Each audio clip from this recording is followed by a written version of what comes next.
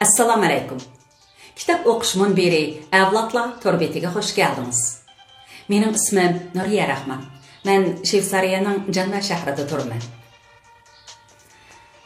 Uyg'ur adabiyotidagi davomli asarlar va yozuvchilarimizni muhojiratdagi qarindoshlarga tanishtirish hamda bularni kelgusi avlodlarga yetkazish uchun zararchilik bo'lsa-mu xizmat qilish munbirimizning ahdidir. Kitap o'qish munbirimizga texi mushtari bo'lmagan bo'lsangiz, tizimlanib mushtari bo'ling. Yoqtirgan asarlaringizni bahrlashni unutmang. Shundala muhojiratdagi qarindoshlarning ma'naviy turmushini beyitish uchun bir kishilik kasb qo'shgan bo'lasiz. Albatta, munbirimiz butunlay haqsiz. Faqat ajrimizdan texmi ko'proq qarindoshlar manfaatlansin degan orzudimiz. Xo'sh, Keşmiş romanını o'qib tamamlaganimizga bir necha hafta bo'lib qoldi. Arlıqda ba'zi qarindoshlar tezroq bir romanni boshlashimni talab qilib, munbirimizning inkas suhbatida yoki qizim orqali menga o'z orzularini bildirgan edi. Bugun ekran oldida mana yangi bir romanni boshlash uchun taraddudlanib o'tiribman. Bugundan e'tiboran Allah buyursa haftada 2 qaytim, ya'ni shanba va chorshanba kunlari 30-40 minutlar atrofida roman o'qib beraman. Men o'qimoqchi bo'lgan romanni ilgari o'qib bo'lgan yoki anglab bo'lgan yoki romanga ancha qiziqib ketmaydigan qarindoshlar uchun orliqda yana qisqa nadir asarlarni o'qishni davomlashtiraman. Alloh xolisa. Xo'sh, bu qitim o'qib beradigan roman Ahad Turdining donliq romanlaridan biri Sarson ruh. Hozirlam ta'kidlab etay, bu roman ilgari o'qilib bo'lgandi, bo'lsa boshqa romanni o'qisak bo'ladi deydiganlar cho'qim bor aramlarda. Men unda qarmayman, chunki kishilarning ovozga bo'lgan sezgirligi sal yuqoriroq. Mening ovozimni yoqtirmaydiganlar ilgari avazga elinib bo'lganlarni anglisi bo'ladi. Uni yoqtirmaganlar menikini anglisi bo'ladi. Demakchi bo'lganim, anglarmanlar uchun ko'proq tanlash fursati bo'lsa, texnik yaxshi. Shunday emasmi? Xo'sh. Bugun men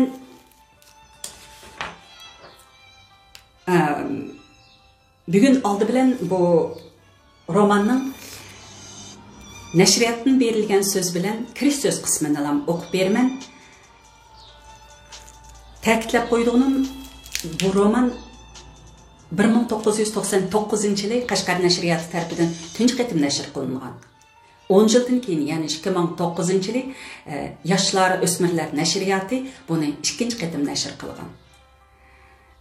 Baxtga qarshi donliq yozuvchimiz Ahad Turdi 2018-yili 5-iyul kuni Urumchida kasal sababdan olamdan o'tdi. Merhumdan o dünyalığı nurlar içinde olsun.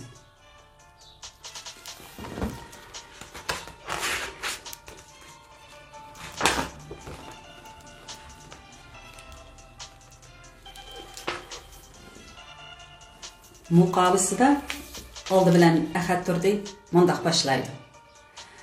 Bu kitabımni ana yurtdan ayrılıp chet ellarda muhojiratda turayotgan barliq vatandoshlarga bag'ishlayman. Avtor. G'ayrib dardini g'urbatda adodin so'ra, visol qadrini oshiq gadodin so'ra. Vatansiz hayotda na ma'no, na tam, buni o'z elidan judodin so'ra. Abdurahim Tilashov O'tkir.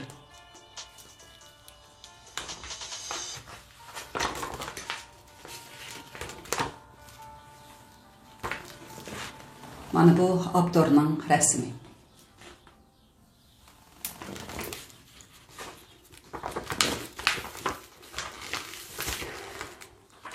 Nashriyatdan. Ahad Turdi davrimizdagi Uyg'ur prozchilikning taraqqiyotiga, güllep yaşnaş vaziyetiga muhim töhfə qoşqan vakillik xarakterdeki dаңlıq yazğıçılarımızdan biri.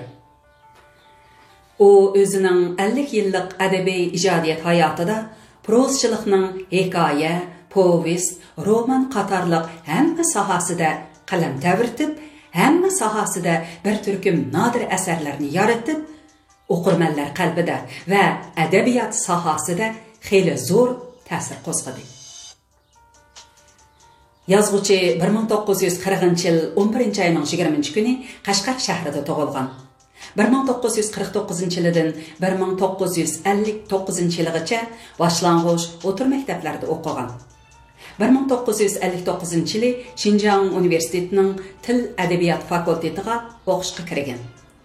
1964 yılı 8 ayda oquş bitirgandan keyin Abdunum rayonluq Ədəbiyyat Sənətçilər Birləşməsiga təqsim qilinib, Tarım jurnali təhrir bölümündə muharrir olub işləgan. Keyin jurnalның muavin baş muharriri bolğan. 1989 yılı 1 aydan başlap kəsbi yazğıçılıqqa təklif qılınıb, 2000 yılı 12 ayda dəm elişqə çıxqıça Şinjan Yazğıçılar Cəmiyyətinin kəsbi yazğıçısı bolğan.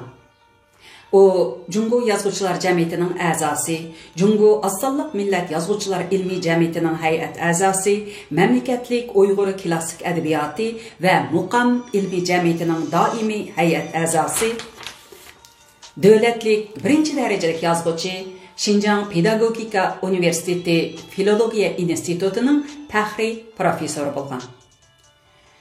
Əhətturdunun ədəbi icadiyyat hayatı 1958 yılı Tarım jurnalida e'lon qilingan Gürüş namlıq hekayesi bilan başlanğan. Şuningdan tartib 1960 yıllarının o'tirlargacha bo'lgan araliqda o hayotning boshlanishi, dashtga bahor keldi, kurash davom qiladi, azod zamonamdan aylanay, bizning avlod qatarlıq bir qism hikoyalarni yezib, shu davr realligini xeyli jonliq aks ettirgan, ham ko'zga ko'rinishga boshlagan. 1970 yillarning oxirlaridan boshlab Əhətturdunun proza ijodiyati yangi bir bosqichga qadam qo'ydi. Bu mezgillarda o yalqulluq yoshliq, Marhaba Bağıvan, Mahbus qizi qatarlıq hikoyalarni yezish asosida povest ijodiyati bilan shug'ullanib, Qiyonliq daryo, Alvida ko'z yashim qatarlıq povestlarni e'lon qilib, bu jihatdami ko'rinarli natijalarga erishdi. Onun povest ijodiyati amaliyotda onun hikoya ijodiyatidan roman ijodiyatiga o'tishdiki, o'tkinchi ijodiyat bo'lib qoldi.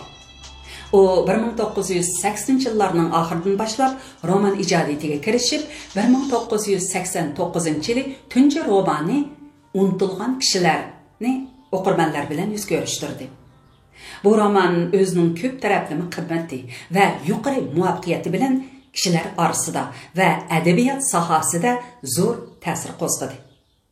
Shundaqla uning roman ijodiyati uchun puxta asos bo'lib qoldi.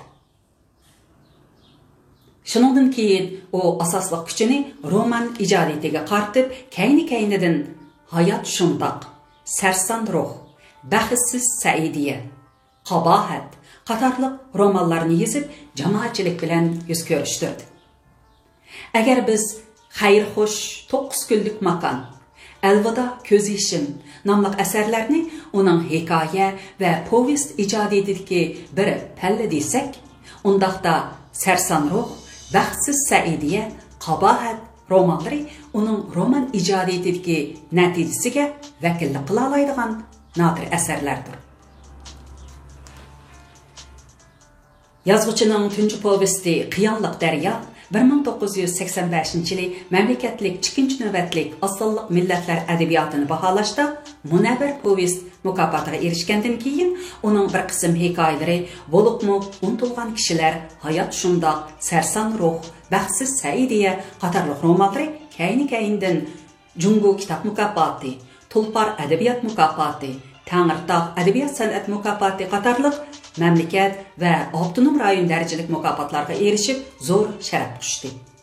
Uning bir turkum hikoya povestlari xanzuchaga tarjima qilingandan so'ng sınaq meydanidagi latifa, xayri xo'sh 9 kunlik makon qatorliq nodir hikoyalari chet el tiliga tarjima qilinib, chet el yozuvchilarining hikoyalari nomli to'plam bilan Parvoz nomli majmualarda e'lon qilindi. Bu qitim nashriyatimiz davlat qurilganligining 60 yilligiga sovg'a qilish va Ahad Turdining ijodiyatining 50 yilligini xotirlash yuzasidan yozuvchining barliq asarlarini 10 tom qilib nashr qildik. Biz hurmatli o'qirmanlarga sungan bu 10 tomlik asar yozuvchi Ahad Turdining tarix va reallik haqidagi 50 yildan buyangi jafoliq izlanishlarining mahsuli. U o'zining butun ijodiyatida kishilarning ijtimoiy reallik bilan bo'lgan o'xshashmagan munosabat aloqalarini, jumladan ularning boy va murakkab ruhiy dunyosini tipik va mohiyatli bo'lgan turmush ko'rinishlari ichida obrazliq yaratishdek ijodiyat aloyligini gavlandirib, o'ziga xos badiiy uslub yaratgan. U tasvirlagan personajlarning ko'pinchisi zamondoshlarimizning ma'naviy qiyofatlari tabiiy va aniq echib berilib, Uyg'ur xalqining tipik milliy xarakteri xeyli ro'shan aks etgan. Bu xil tipik xarakteri yozuvchining ideviy hissiyoti, jamiyat va turmush haqidagi alohida ko'z qarashlari, shuningdek o'zgacha ijodiyat usuli orqali san'at yuksakligiga ko'tarilgan. Şoňa o kishilarga o'zgacha bir xil estetikalik zo'q bag'ishlaydi. Kishini hayot go'zalligidan, shundaqla tabiat go'zalligidan so'yindirdi. Qisqasi, Ahad Turdi davr qiyofatini ijobiy va salbiy yoqdan yo'ritgan. Turmush puraqi kuchlik, ziddiyat to'qinishlari kaskin, personajlari o'ziga xos xarakterga ega, tili tatliq bir turkum munavvar asarlari bilan yangi davr Uyg'ur adabiyotiga, jumladan uning romanchilik sohasiga munosib to'plarni qo'shgan to'hbakor yozuvchidir. Biz oxirida hurmatli adibning teniga salomatlik, qalamiga texim zo'r barakat tilaymiz. 2009-yil mart. Xo'sh, endi Zordun Sabirning mazkur romanga yozib bergan kirish so'z Sarson ruhning go'zal istaklarini o'qib beray. Sarson ruh romaniga singan bu ideya yozuvchining orzusi bilan paydo bo'lgan emas. Vatan tuprog'ini har minut, har sekund yod etish, vatanidan ayrilgan har bir sargardon uchun vijdoniy burch. Mana shu amaliyat avtorning izlanishlari orqali romanga aylanib, Sarson ruh degan nom bilan go'zal qalblardagi go'zal orzularning inkosi sifatida biz bilan didorlashdi. Romanni o'qisak, Qashqarlik oq ko'ngil tijoratchi Otxon va uning o'g'li Akbar, shuningdek alohida tabiiy xosligi bilan ko'zga tashlanib turadigan Helimsholarning o'z yurtidan chiqib Saudiya Arabistonning Jidda, Makka shaharlariga yetib borguncha va u yerlarga borgandan keyin uzoq yil tortgan judolik azoblari, fojialari, jafoliq kechirmishlari bizni cho'nqur o'yga soladi. Vatansizlik inson uchun eng zo'r yetimlik, panohsizlik. 1987-yili Germaniyaning München shahrida bir yashangan o'zbek menga nurg'un pul bersak, mush yerda qolamsiz deganda men hargiz o'lgan hujayra bo'lishni xohlamayman. Vatanidan, xalqidan ayrilgan odam boshning kepigiga o'xshaydi. Men bundaq kepak bo'lishni hargiz xohlamayman degan edi. U ho'ngrab yig'lab, men 16 yoshimda 2-jahon urushida fidoilar qo'shiniga askar bo'lib qatnashib, Sovet ittifoqiga qarshi o'q atgan va oxirida mag'lub bo'lib vatansiz qolganman. Dunyoda men barmagan yerlar oz qoldi. Pulim chiq, xotin, bolaliqim bo'ldi. Lekin men eng baxtsiz odamman. Mahallamni, ishikimiz oldidagi tugmanni o'ylamaydigan bir kunim yo'q. Mən ölgən hüceyrə, mən başının kepiki, deydi. Mana bu sərsam ruhdaki personajlar üçün ortaq təqdir, ortaq azab. Chet ellərdə xilma-xil səbəblər bilən yurt makanıdan ayrılıb, sərgərdan olub жүрgən neçə 100 min Uyğurlarımız var. Ularının qaysı biri vətənsizlik azabını tartmaqda deysiz. Bu temada texi çoğraq bir əsər yazılmağan idi. Tüncü olub yazğıcı Əxətürdi Sərsan Ruh namlıq romanı bilən bu boşluğunu toldurdu.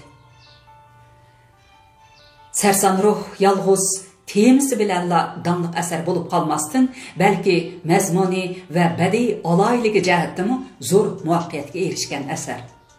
Kən hayat görünüşləri, Cungu, Pakistan, Ərəbistan, Mısır turmuşu, personajlarının xaslığı, turmuş yollarının əgri toqaylığı, musafirdən tartıb padişahqıcı bolğan adamlar qatlımının ruhi dünyası. Oqurmanlarga tərbiyə, zoq və bilim berdi. Süjet qurulmasıdaki dolqunsiman çoğ-kiçik vaqalarının çınlığı, qiziqarlıqlığı kişini özgə cəlb qılıdı. Personajlarının köp xil xarakter xaslıqlarını bizga qiziq tuyuldu. Abdur bu tema üstüde izlenip, ikki qitim chet ellarga berib, nurg'un sərsam ruh egeleri bilen köp qitim söhbətdə bolğan. Vatanның bir sıqım tupraqı to'tiya bolğan adamlarning ko'z yoshlarını öz ko'zi bilan ko'rgan. Axirqi teniqida ana yurtini zikr qilib, jon uzgan musafirlar to'g'risidagi nurg'un hikoyalarni anlagan. Şuna bu roman hem turmuş çınlıqıga, hem bədii çınlıqı ega bolğan. Sərsan ruh temisini yoritib berish bir japalıq, məsuliyyətçanlığı güclük əmgək. Talantlıq yazğıcı Əxətürdi köp tərəfləməlik izlenişləri, bebaha mehneti arqılıq vətən temisida yazılğan bu romanni xalqimizga təqdim qilib, ədəbiyyat sənət sahasida katta iş qildi. Sərsan ruh bir güzel ruhqa, vətənpərvərlik ruhiga o'qilgan madhiya kuyi. Bu roman özünün alohida qimmati və muvaffaqiyati bilan vətənpərvərlik temisida yazılğan esil romanlar qatarıdan o'rin alğısı. Zordun Sabir 1998 yıl 7 ayının 25 günü Ürümçi. Bu roman cəmi 2 qism 13 babdan tüzülgənken keler şənbədən başlap resmi oquşqa başlayımız. Raskepimni etişim gerek. Kitap oquşumun berimizdeki mən oqıған əsərlərini ilgiri mən az degəndə bir qitim oqıған. Lekin Sərsan ruhni mən ilgiri oqıb baxmağan. Hatta bu kitap məndə yoxdu.